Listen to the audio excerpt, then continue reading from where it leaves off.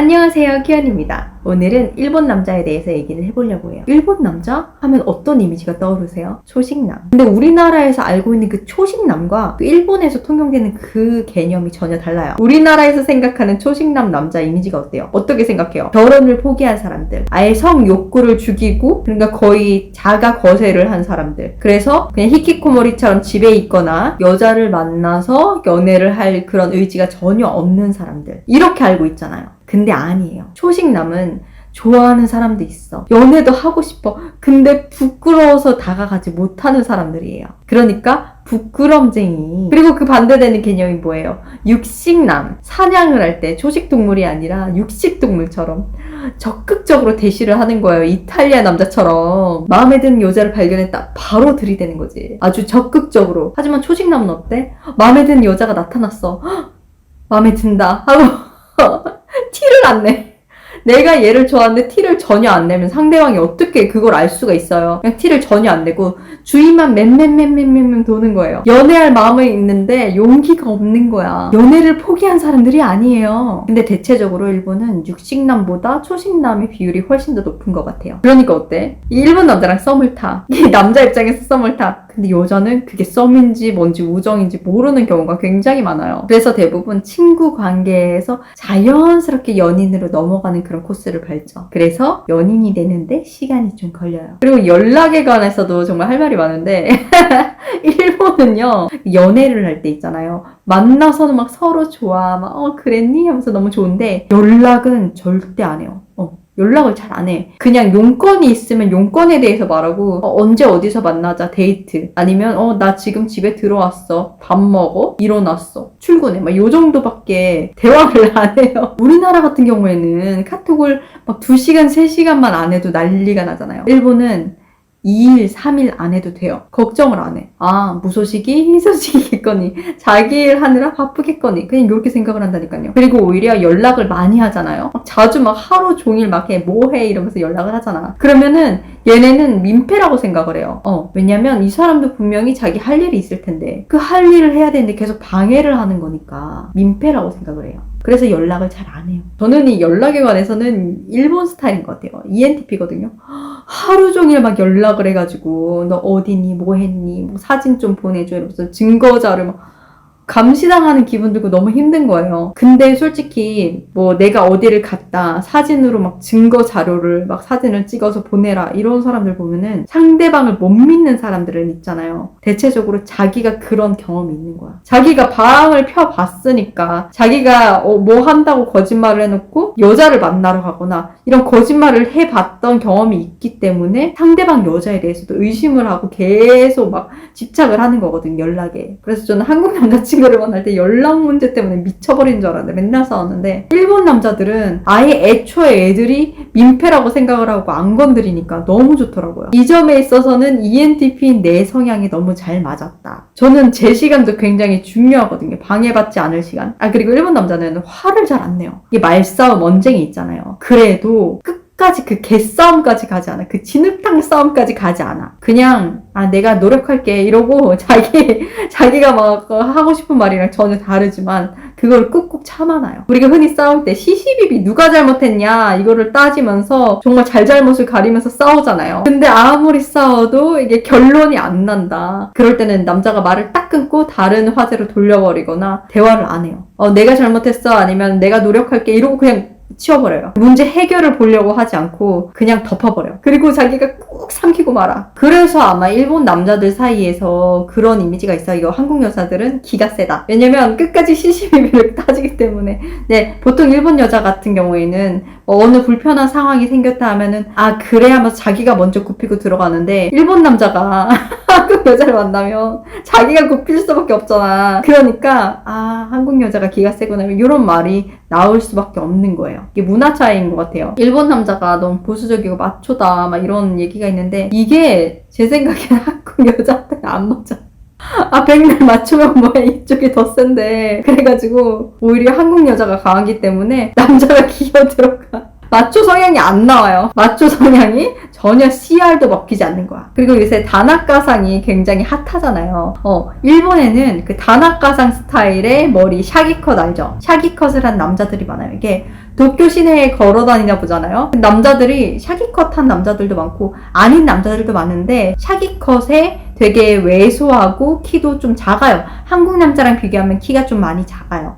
170도 안 되는 남자들도 많고 그래요. 그리고 옷 잘 입고 돌아다니는 멋지신 분들도 계신데 대부분 얼굴이 이게 쪼삣해요. 얄쌍하달까? 얄쌍하고 얼굴이 이렇게 작아요. 그런 분들이 많고 제가 일본에 갔을 때 GD가 그래서 인기가 많구나. 지드래곤 권지용 씨 그걸 느꼈어요. 왜냐면 약간 일본 스타일이야. 일본이 좋아하게 생겼어. 일본 여자들이. 그리고 일본에는 메이와쿠 정신이라는 게 있는데 남한테 절대로 피해를 끼쳐서는 안 된다. 민폐를 끼쳐서는 안 된다는 정신인데 근데 이걸 가지고 예의가 바르다라고 보기에는 무리가 있는 것 같아요. 그러니까 이거는 나보다는 조직 그리고 나보다는 남, 그리고 국가에 폐를 끼치면 안 된다라는 인식이 있어요. 그러니까 조직에 있어서는 내가 그 안에 들어있는 하위의 개념이죠. 그리고 국가라는 조직에 내가 속해 있으니까 내가 또 하위의 개념이죠. 그리고 잘 모르는 사람의 경우 그 사람이 강자인지 약자인지 아직 판명이 안 났어. 근데 그 사람이 약자다 하는 경우에는 내가 갑이니까 폐를 끼쳐도 된다고 생각을 해요. 그래서 회사나 학교에서 내리갈굼이 있는 거예요. 내가 갑일 경우 을한테 폐를 끼치고 무시를 하는 거는 당연한 일이에요. 갑질이 당연한 일이야. 왜냐면 내가 갑이니까 오히려 그 을이 조직이나 상관을 위해서 그 민폐를 감수하지 않는 게 바로 민폐라고 생각을 해요. 조직에 폐를 끼친다고 생각을 하죠. 그러니까 을의 자리에서 그 자리에서 감당해야 되는 의무를 감당하지 않는다라고 인식을 하는 거예요. 그러니까 을의 자리에서 그 자리에서 감당해야 될 의무를 감당하지 않는다는 거지. 그러니까 갑인 내가 행하는 민폐를 밑에 사람인 네가 감당하는 게 너의 의무야. 너의 임무야. 내리갈굼이 있으면 그걸 감당하는 게 당연한 거다. 이런 식인 거죠. 우리나라 군대 문화랑 비슷한 것 같아요. 그래서 이게 어떻게까지 발현이 되느냐. 이짐에 왕따까지 생겨나게 되는 거죠. 그러니까 이 이짐의 왕따를 견뎌내지 않는 것도 네가 참지 않는 것도 조직에 폐를 끼치는 거다. 이건 민폐다. 라고 생각하는 사람이 많다는 거죠. 이 사고방식을 이해하게 되면은 이 일본 사람들의 반응을 이해할 수가 있어요. 저래서 이런 반응이 나왔구나. 예를 들어서 우리나라에서 후쿠시마 수산물을 받지 않겠다 이렇게 언급을 했을 때 일본 사람들의 반응이 이랬죠. 한국인들은 왜 감당하려 하지 않느냐. 이 말인즉슨 한국은 우리보다 아래니까 당연히 갑인 자신들의 잘못을 을인 너네들이 감당을 하고 견뎌야 된다라는 거죠. 근데 그걸 안 하겠다는 건 어때? 이거는 질서를 어지럽히는 거고 반란이다. 이런 인식이 깔려있는 거죠. 일본 애니메이션을 봐도 이런 게 자주 나와요. 일본 드라마를 봐도. 일본 양아치들이 그러잖아요. 야래 야래 이러면서 와가지고 시비를 막 걸잖아요. 사람한테. 상대를 깔보고 막 무시를 하다가 상대방한테 막 후려 맞았어. 엄청 얻어 터졌어. 그때 어때? 바로 도계자 막잖아. 큰형님으로 아주 깍듯하게 모시죠. 이게 바로 상하관계가 역전돼서 생기는 현상이에요. 그러니까 우리나라에서 생각하는 그 예의 발음 있죠. 예의 범절과 일본에 폐를 끼치지 않는 거, 남에게 민폐를 끼치지 않는 거는 전혀 다른 개념이에요. 상하 관계나 갑을 관계에서 작용하는 힘의 원리일 뿐이죠. 그리고 일본은 개인주의가 되게 팽배하다고 생각을 하잖아요. 근데 옛날에 일본은 안 그랬거든요. 옛날에 일본은 그 정말 잘 나갔을 때 있잖아요. 모두가 취직이 되었을 때 사람들이랑 우리나라랑 똑같이 나가서 노는 거 좋아하고 친구한테 막 밥 쏘고 막 이런 게 많았어요. 같이 밥 먹으러 가고 회식 가고 이런 문화가 많았단 말이에요. 근데 이런 문화가 사라지고 개인주의 문화가 생기기 시작한 게 제 생각엔 그 잃어버린 30년 때문인 것 같아요. 경제적 문제 때문에. 이 장기 디플레이션이 와버리니까 원래 일본은 공동체 문화였거든요. 우리나라 시골처럼 이 둘의 문화처럼 마을 단위로 공동체로 묶여서 생활을 했단 말이에요. 근데 고령화로 인한 생산인구, 그러니까 이 노동력의 감소, 거기에다가 부동산 버블까지 꺼졌죠. 자산가치 급락, 디플레이션 발생, 수출 경쟁력 저하. 이로 인해서 일본은 장기 침체에 빠졌죠. 그렇다 보니 어때? 돈이 씨가 말랐어. 친구를 만나는 게 부담스럽죠. 회사 사람들이랑 같이 점심시간에 밥을 사 먹는 것도 부담스럽죠. 부동산을 이 사람들이 한창 버블이 꼈을 때 20억, 대출을 껴가지고 20억을 주고 샀어. 근데 버블이 꺼졌네? 자산 가치는 하락했는데 부동산 가격은 갑자기 5억으로 떨어졌어. 근데 내 빚은 10억이야. 옛날에 아파트가 비쌀 때 샀기 때문에. 그럼 이 사람들 어떻게 해야겠어? 그냥 허리띠를 졸라매고 아주 거지처럼 생활을 해야겠죠. 투잡, 쓰리잡, 밤낮 없이 막 대리운전까지 하면서 계속 이렇게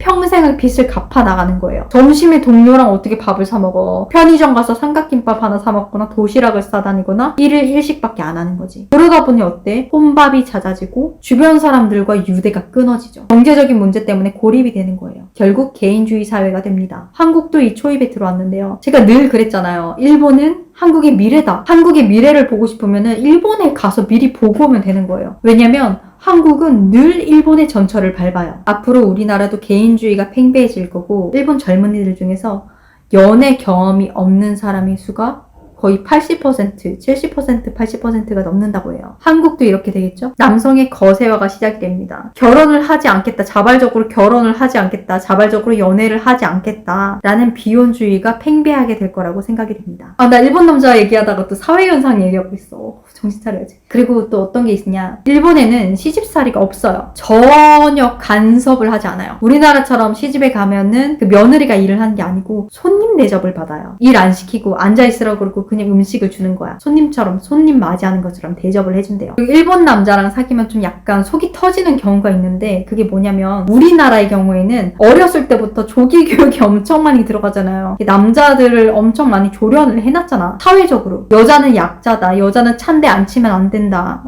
그 차가 오면 여자를 안쪽 인도 쪽으로 내보내라. 이런 것들 있잖아요. 이게 우리나라는 어렸을 때부터 막 거의 세뇌 비슷하게 조기교육을 시켜놨어. 여자한테 양보를 해줘야 돼. 이게 당연한 거야. 여자는 약한 존재니까 배려를 해줘야 돼. 근데 일본에는 그런 게 없어.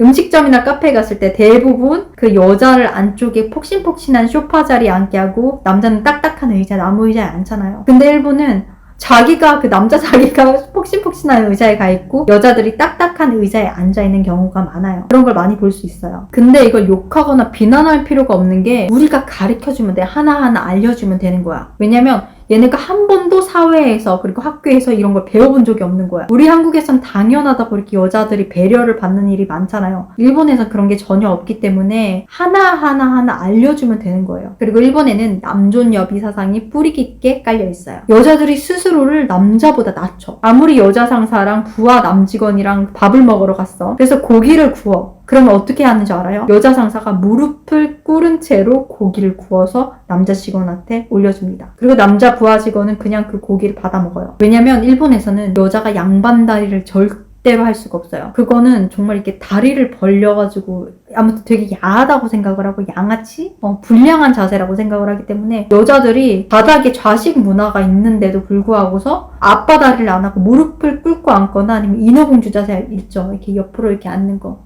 그거 아니면은 M자로 앉아요. 그리고 한국에서는 대부분 남자들이 여자한테 고기를 구워서 주잖아요. 근데 일본에서는 여자가 당연히 남자한테 고기를 구워줘야 된다라는 그런 인식이 있어요. 그래서 데이트할 때 되게 당황할 수가 있어. 제 생각에 일본 남자랑 한국 여자랑 잘 지내기 위해서는 서로 간의 이해와 인내가 필요할 거라고 생각을 해요. 일본 남자는 새로운 문화를 받아들이는데 열린 마인드를 가지고 여자에게 애정을 갖고 수용하려는 자세를 가지는 게 중요한 것 같고 한국 여자는 처음 연애를 하는 모쏠을 만난다라는 그런 마음가짐을 가지고 보살의 마음으로 여유를 갖고 하나하나 만들어가면 될 것 같아요. 인내의 작업이 필요하죠. 그리고 일본 데이트라 그러면 더치페이를 할 거라고 생각을 하잖아요. 근데 안 그래요. 학생 때의 경우에는 서로 주머니 사정이 비슷하니까 그래 더치페이를 하겠지. 근데 남자가 이제 직장을 다니고 돈을 벌기 시작을 한다. 그러면은 남자가 거의 다 내요. 이게 일본 여자를 만날 때 헷갈릴 수 있는데